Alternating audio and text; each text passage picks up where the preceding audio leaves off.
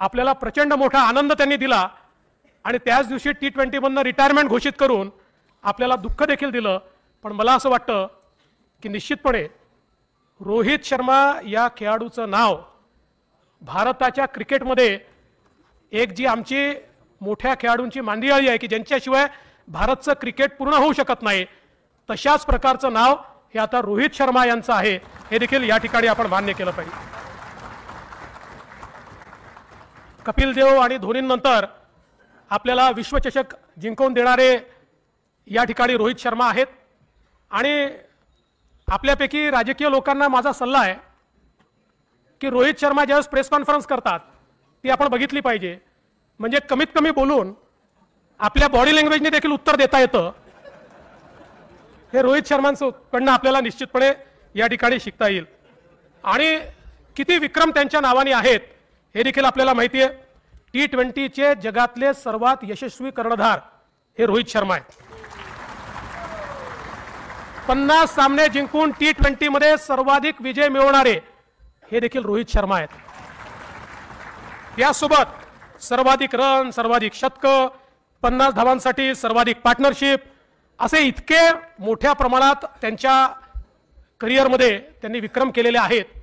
पण सगळ्यात महत्त्वाचं काय आहे तर एक कॅप्टन म्हणून त्यांनी त्यांच्या टीमचा मिळवलेला विश्वास, त्यांच्या कुठल्याही टीम मेंबरला जर विचारलं, आपल्यापैकी अनेक लोक टीम मेंबरचे इंटरव्ह्यू आपण बघत असतो, त्यावेळेस ते ज्या आदराने आणि प्रेमाने रोहित शर्मा यांचं नाव घेतात, मला असं वाटतं की कोणालाही जर लीड करायचं असेल तर त्यांनी हे शिकलं पाहिजे की कधी कठोर वागून देखील पण आपल्या टीम मेंबरच्या मनात हा विश्वास की आमचा कॅप्टन हाच आम्हाला विजयापर्यंत नेऊ शकतो, हा आमचा कॅप्टन आहे, हा आमचा कर्णधार आहे, हे जे काही आपल्याला त्यांच्या एकूण सगळ्या व्यवहारात पाहायला मिळतं।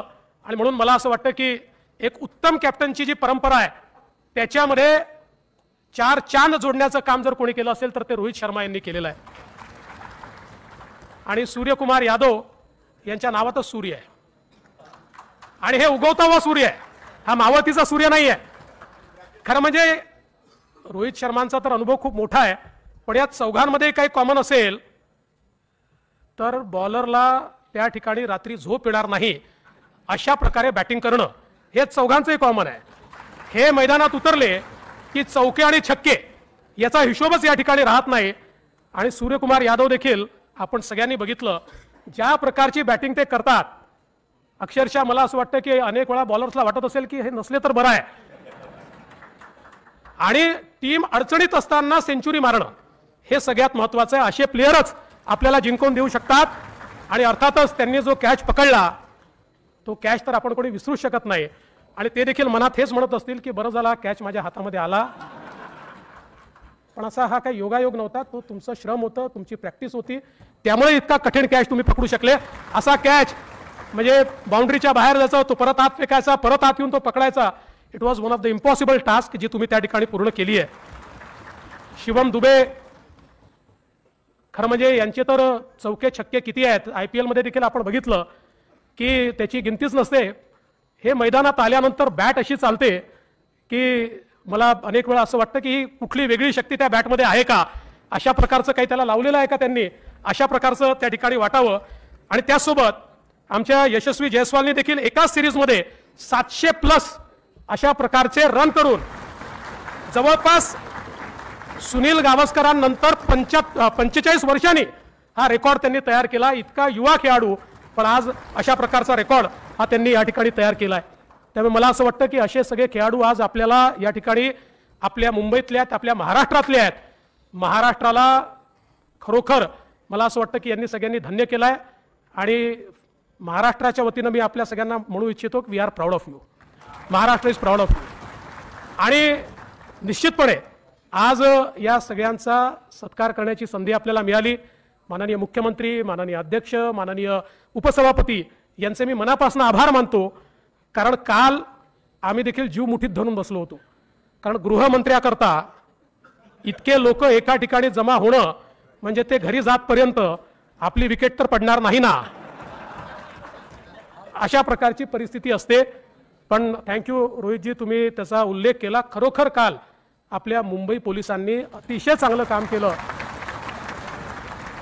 खूप मोठ्या प्रमाणात लोक येतील हे अपेक्षित केलंच होतं, पण अपेक्षेच्या दुप्पट लोक आले. मुंबईकरांचं जे प्रेम आहे ते इतकं ओसांडून काल वाहत होतं, पण मुंबईकरांनी शिस्त मोडली नाही. म्हणून मुंबईकरांचेही मी मनापासून अभिनंदन करतो आणि माननीय मुख्यमंत्री महोदयांना एक या निमित्ताने विनंती करतो की आपलं ऐतिहासिक वानखेडे स्टेडियम आहेच, अतिशय सुंदर स्टेडियम आहे, पण आशिषजी या ठिकाणी आहेत. आशिषजी, आता मुंबईला वानखेडेपेक्षा मोठ्या स्टेडियमची देखील आवश्यकता आहे. त्यामुळे निश्चितपणे येत्या काळामध्ये मुंबई क्रिकेट असोसिएशन असेल, बीसीसीआय असेल, या सगळ्यांना जी काही मदत लागेल निश्चितपणे आमचे मुख्यमंत्री त्या ठिकाणी करतील. एक वानखेडेची सर कुठल्या स्टेडियमला येऊ शकत नाही कारण ते ऐतिहासिक आहे, पण तरी देखील एक मुंबईला आधुनिक 1,00,000 लोक मावतील अशा प्रकारचं स्टेडियम हे मुंबईमध्ये येत्या काळात आपण सर्वांनी मिळून करावं, एवढीच आपल्या सगळ्यांना विनंती करतो.